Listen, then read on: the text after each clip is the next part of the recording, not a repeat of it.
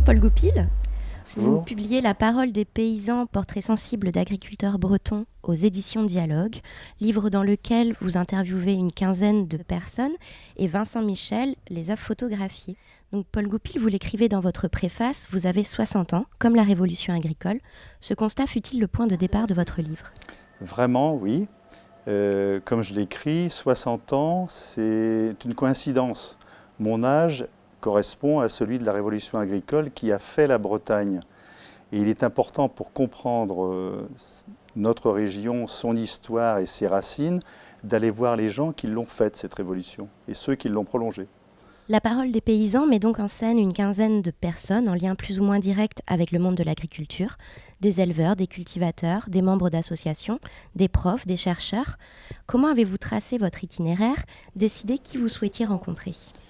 Au fur et à mesure de mes rencontres, la première rencontre la plus émouvante, puisque le monsieur que j'ai vu, monsieur Raymond Lerat à Langat dans les Côtes-d'Armor, est décédé quelques mois après, et donc le livre lui est dédié. C'est à travers cette première rencontre, je me suis dit, là je retrouve l'histoire de la Bretagne profonde, celle qui correspond à la vie de mon père, dans la ferme où je suis né. Je me rappelle très bien certaines des choses que m'a dites Raymond correspondent à la vie de mon père. Mais après, je me suis dit, ça ne suffit pas parce que le danger, c'est de tomber dans la nostalgie. Et comme me le dit Jean Levourche à Plonévé, ceux qui cultivent la nostalgie sont ceux qui n'ont pas connu cette époque-là. Parce que ceux qui l'ont connue savent que la vie était dure. Et par conséquent, je voulais avoir aussi les témoignages de plus jeunes, comme le fils de Raymond, ou de leurs enfants, de la nouvelle génération de 30 ans, pour qui s'installer est compliqué et pour qui des contradictions sont difficiles à relever, comme je l'ai très bien vu avec le chercheur de l'INRA, Patrick Durand. Que souhaitiez-vous trouver ? Des réponses, des idées, des expériences ? Je souhaitais composer une mosaïque qui donne une idée de l'agriculture en Bretagne aujourd'hui. Cette agriculture, elle est diverse, elle est complexe, elle est parfois antagoniste, elle doit relever une redoutable contradiction entre l'économie et l'écologie. Et je trouve que c'est difficile pour eux, les paysans, de tenir toutes ces contradictions, de les résoudre. Comment avez-vous appréhendé les rencontres ? Aviez-vous toute une série de questions prêtes à être dégainées ou laissiez-vous la conversation se mettre en place naturellement ? J'étais plutôt sur cette seconde optique parce que je voulais arriver le plus neutre et le plus réceptif possible.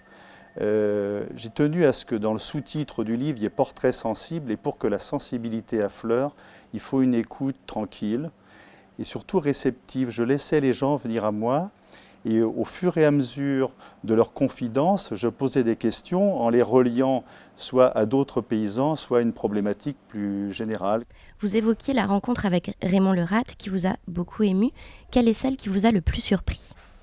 Indiscutablement, celle avec Jean Salmon, que j'ai appelé le sage de l'agriculture bretonne.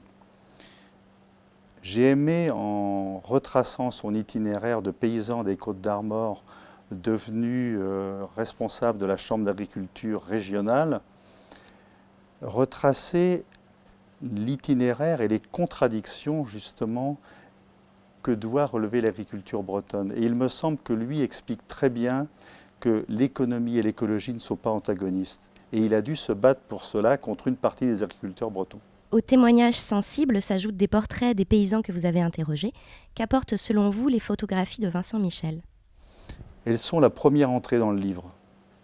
Et si ce livre est réussi, et je le crois, d'abord dans sa forme, c'est parce que les photos de Vincent illuminent le visage des paysans. Il les a filmés dans leur humanité, dans leur vérité, et surtout, il leur a demandé de les regarder en face. Et ça donne, moi qui ne suis pas photographe, une grande force à ces portraits, parce que ça les révèle d'abord souriants. On est loin de l'image du paysan qui gémit, qui se plaint, qui n'est jamais content. Là, on est plutôt face à des gens qui assument leur métier, qui disent leur amour du métier, leurs difficultés bien sûr, mais aussi la passion qui les anime. Enfin, quand la fermière de Saint-Hilaire-des-Landes, auprès de Fougères, me dit qu'elle a un regret que son mari n'ait pas fait une stabulation spécialement pour les génisses, ça révèle un amour de son métier d'éleveuse que j'ai trouvé formidable. Quel est aujourd'hui votre regard sur l'agriculture en Bretagne? Il est complexe. Il y a un danger, indiscutablement, c'est la séparation qui pourrait naître entre une agriculture petite, qui vivrait pas forcément très bien, et une agriculture de type quasi-industriel très performante, et qui répond aux nécessités de l'économie indéniablement. Mais si ces deux agricultures se séparent ou se juxtaposent sans échange véritable, il y a un risque pour la région. Je pense il est important qu'il y ait une agriculture moyenne, c'est un peu ce que dit Olivier Alain, président de la Chambre d'agriculture des Côtes-d'Armor. Il faut absolument maintenir une agriculture moyenne, spécialement les éleveurs, qu'il faut aider. Ça, il le dit très fermement et il est très important à la veille des négociations sur la politique agricole commune qui sera mise en œuvre à partir de 2014. Il est important que les éleveurs gardent leur place dans l'agriculture bretonne. Par l'intermédiaire de ce livre, souhaitez-vous créer le débat, ouvrir la discussion? J'aimerais que des confrontations, pas des oppositions, mais que des confrontations aient lieu.